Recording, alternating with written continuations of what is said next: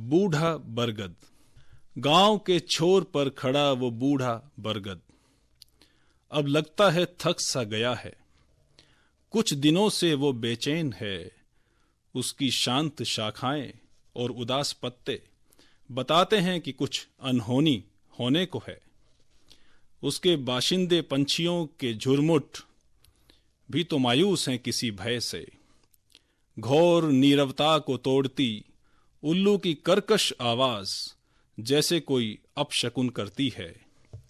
उम्र दराज पर हरा भरा और घना बरगद गवाह है बहुतेरे बसंतों और अकालों का।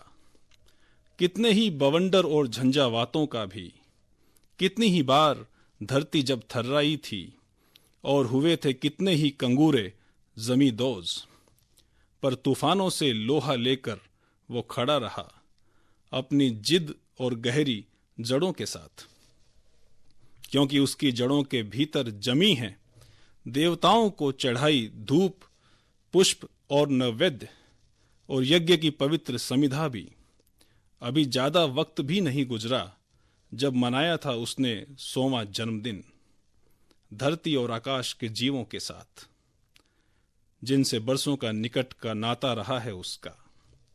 कितना खुश था उस दिन वो, लेकिन बीते कुछ वक्त से शक करने लगा है हर आम और खास इंसान पर।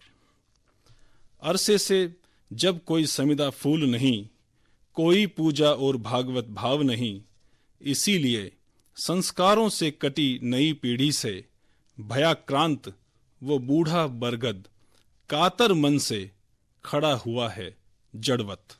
तो किस तरह से बूढ़े बरगद नई पीढ़ी से आक्रांत है, और इसके बाद जो निरंतर देश को बनाने संवारने का काम करती है, ऐसे करोड़ों श्रमवीर हमारे श्रमिकों को, उनके नाम ये रचना श्रमवीर।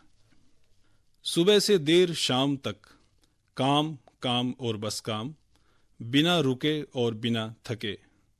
किस मिट्टी के बने हुए हैं, खाते किस चक्की का आटा। कहाँ से लाते ये ऊर्जा और प्रेरणा। दिन भर काटते धूप का पर्वत और हाड़ गलाने वाली रातें, बिना किसी शिकायत के, बिना कुछ कहे किसी से भी।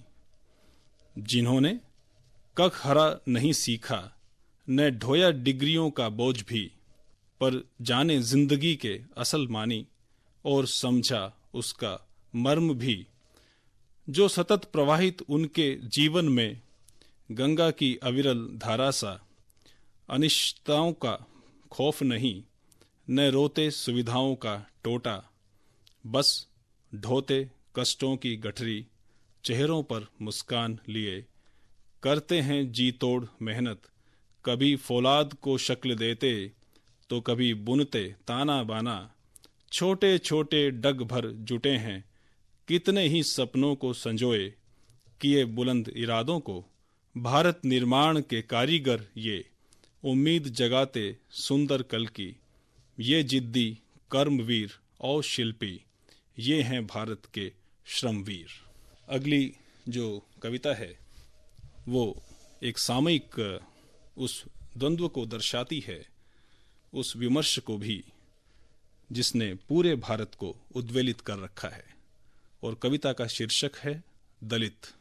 शहर के पौष इलाके का ये सेक्टर 7, इसी से सटी हुई ये कस्टम कॉलोनी, यहीं पास में है ठाकुर जी का मंदिर।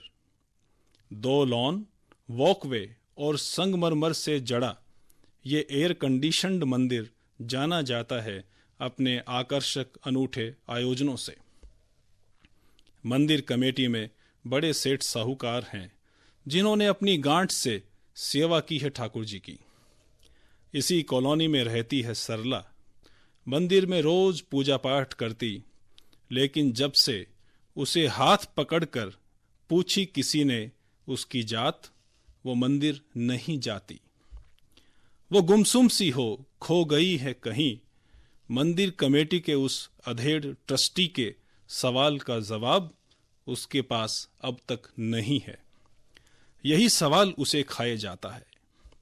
उसी दिन से उतर गया खुददारी से भरा उसका चेहरा, रुक सी गई है उसकी जिंदगी और सन्नाटे में खो गई उसकी निश्चल हंसी।